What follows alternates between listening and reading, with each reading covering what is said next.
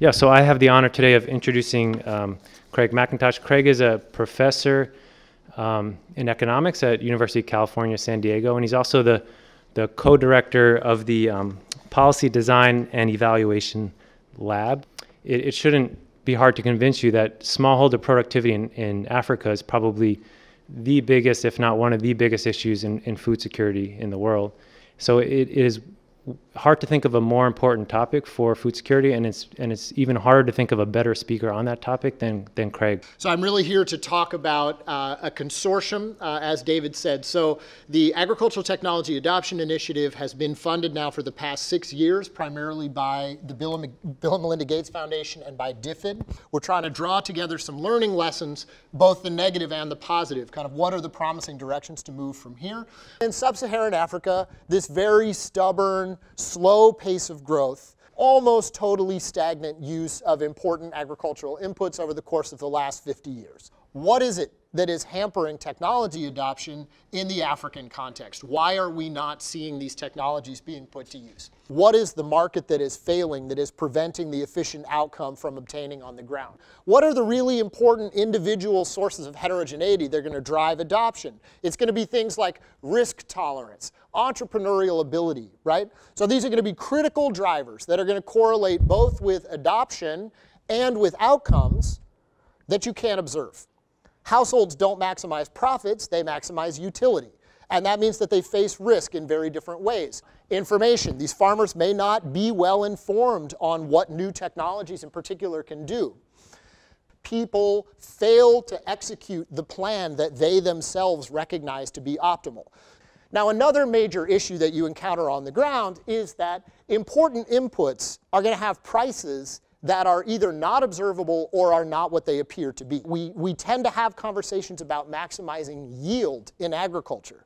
That is not the criterion that households are trying to maximize. Households are thinking about profits. So when you see people not adopting something that you think they ought to be adopting, the question is why? Is there something that they haven't understood, or is there something that you haven't understood? And I'll suggest the latter is a much more likely explanation for that. One very important thing to realize is the incredibly large effect that poor infrastructure has on the way that you think about farming decisions. The problem is not that people don't have access to these things or that they don't have access to capital, it's that they actually don't make money by investing in them.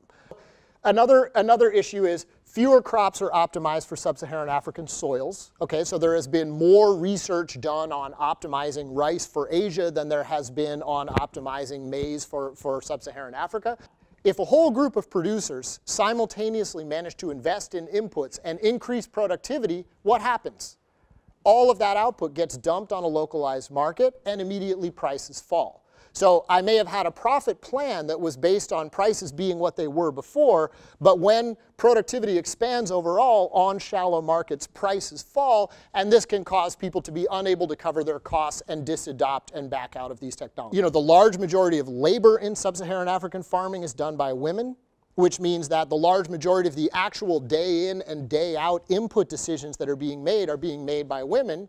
These women do not typically own the land and may not control the profits that are the output from the farm. So all of these things are basically breaking the signal that you need to have between increased yields translate into increased profits for the key decision maker. So despite all of these things that seem to make you pessimistic and suggest that this is going to be a tough road to hoe, there really do seem to be some new technological possibilities that are opening up hope and creating the sense that we may be able to leapfrog some of these barriers that have held back productivity growth. So, credit. Microfinance lenders are trying to keep credit out of long cycle agriculture. Why? It's a horribly risky endeavor. So we have an Atai study by Delat et al. Looking at these water tanks in Kenya. They're used for dairy farmers. Being able to store water gives you a much more regular flow of milk output from a dairy, improves profit. And so what this study found was that by collateralizing the asset, you move take-up of these water tanks from 2.5% to 44.5%. And in no case is there any default on these loans at all. Credit markets are very information hungry. So another one of our projects, an Atai project, is looking at fingerprinting borrowers in Malawi. So basically using biometric IDs to set up a group of banks that are all then using the same biometric system, which makes it so that borrowers know at the time they're taking the loan that they don't have strategic default as an option. The fingerprinted group has delinquency rates that are, about a fifth of what you see in the non-fingerprinted group, particularly when you look among high-risk borrowers.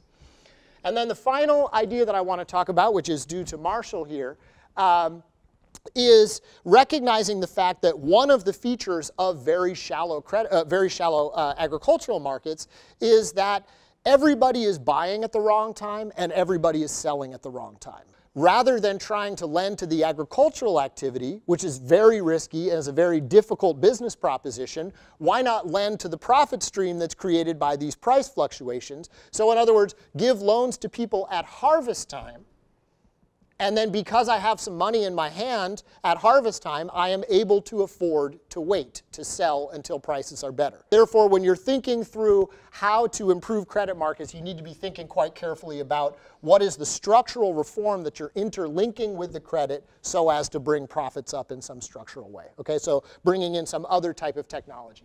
If you're in an environment where you have familiar crops with familiar inputs, you should essentially assume that farmers have a very good idea of how those technologies work. There are only 3 places that extension are going to be useful as a general principle. First one is new technology introduction. Second one is, are there attributes of a technology that are difficult for farmers to observe? So think very carefully about what it is that they can't see for themselves and focus extension on that. And then third is this idea of kind of the behavioral barriers, that there may be lots of reasons why farmers fail to execute a plan that they know to be optimal simply because they're procrastinating or they have some of these behavioral issues. So can you think about designing extension programs almost as reminders that are helping farmers put the structure in place over the course of planting and weeding season that allow them to use inputs optimally? We've had success with interventions that are providing information on new crops. We've had success with interventions that are helping farmers understand hidden attributes. And a very important case here is biofortified crops. You think they should be taking up this practice. You think they should be adopting this technology, and yet they've had access to it for years and they haven't adopted it. Why not? Many technologies that are yield improving are not profit improving once you properly account for the time that it takes to implement these practices on the ground, right? Okay, in terms of risk, here's an area where I think we really have come to some very clear conclusions. So obviously agriculture is very risky. Farmers are extremely exposed, and in general, as farmers invest in more technologized inputs, they are expanding the financial risk that they face from agriculture. Part of the problem of coming with new technologies, for example, improved seed varieties, is that farmers just don't know anything about the distribution of yields with these new technologies, right? So ambiguity aversion is a different attribute from risk aversion. There may be people who are not very risk averse but are highly ambiguity averse, and anything that you're bringing that shifts the distribution of risk into distributions that people aren't familiar with are going to run very head on into this issue of ambiguity aversion. So an apparently very attractive idea is the idea of using weather index insurance to try to solve this problem. Why is it so attractive? We think that farmers are in general going to be able to do a very good job of smoothing out idiosyncratic risks. Okay, so risks that vary within a village, we can set up an agreement that, okay, we'll share those risks. I'll help you out when you're in trouble, you help me out when I'm in trouble. Weather risk, they cannot solve that problem because all of them face the same risks. So then the idea is, look, if the source of this correlated risk is weather, then come in with an insurance product that is basically insuring them against rainfall fluctuation. This looks like a great idea because it solves what looks like the major problem.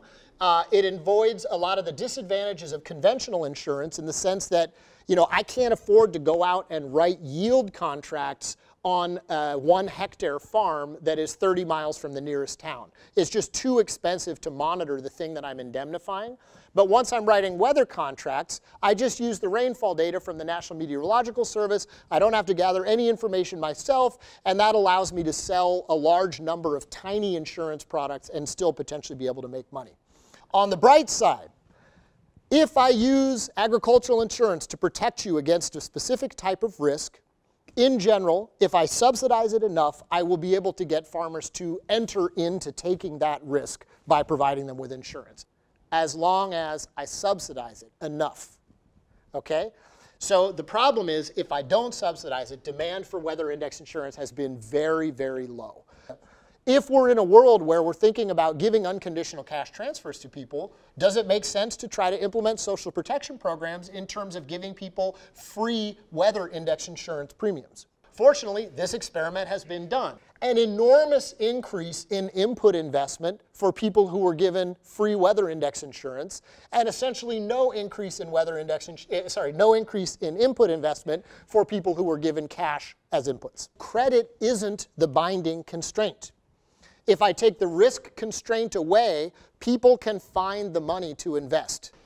Now, what's the downside of subsidizing risk? The whole agricultural system actually becomes more susceptible to weather risk. You've helped the farmers, but in response to having helped them, they have now created an agricultural output portfolio that is actually more vulnerable to weather than it was. And there are people who are hurt by this. The people who are hurt by this are the ones who are actually the most vulnerable, which is the poorest of the poor, agricultural laborers. So that seed that makes agricultural yields structurally less responsive to weather variation is in some sense protecting the entire agricultural system in a way that is not happening when you use a financial instrument to achieve that. If I'm able to use technology to improve yield measurement, and then offer insurance products that are based on remote sensing of yields on their farm or in their area, that's going to be a more attractive product, and that will be the thing that kickstarts this as a private market. We need to be thinking about investing in infrastructure in ways that are going to shift the market power of intermediaries. So this could be roads, this could be different kinds of technology platforms that are going to allow people to trade in different ways, but you really need to be going after market power in and of itself, and not thinking that simply changing information on its own is going to have a transformative effect. So the big picture story fundamentally is agriculture is a tough nut to crack. There are lots of forces depressing profits for smallholder farmers in sub-Saharan Africa, by far the most obvious of which is poor infrastructure driving up input costs and driving down output prices. It's critical that we put together an evidence base of really rigorously established evidence, giving us a sense of what's working, what's not working, and where are the areas we should be moving looking forward. I think it's clear we need to think more carefully about profitability than we have, and to recognize that successful interventions are going to combine these two features. First of all, recognizing that probably business as usual farming isn't going to be highly profitable, you need to be thinking about what is the new technology that you're bringing into the context that is going to permit profits to come up, and then what is the institutional environment that technology needs in order to enable it to do its work and drive up farmer profits. I feel like African agriculture is a question where you really can't afford to be pessimistic. You look at the population growth forecast for the coming century. The large majority of the new souls that will be on the planet in 2100 that are not here now will be in sub-Saharan Africa. Already major problems with food security. And so I think this is an area where basically progress has to be made. Investment in infrastructure is transforming many countries in Africa. I think Ethiopia might be the most obvious example where you've just had a huge amount of investment in road infrastructure, transport infrastructure over the course of the last decade. When that piece changes, now everything is possible. The premise of credit is that all people were lacking is money, and that other markets are working well enough that with that piece solved, other things are going to be fine. That doesn't seem to be the case. There are multiple markets failing.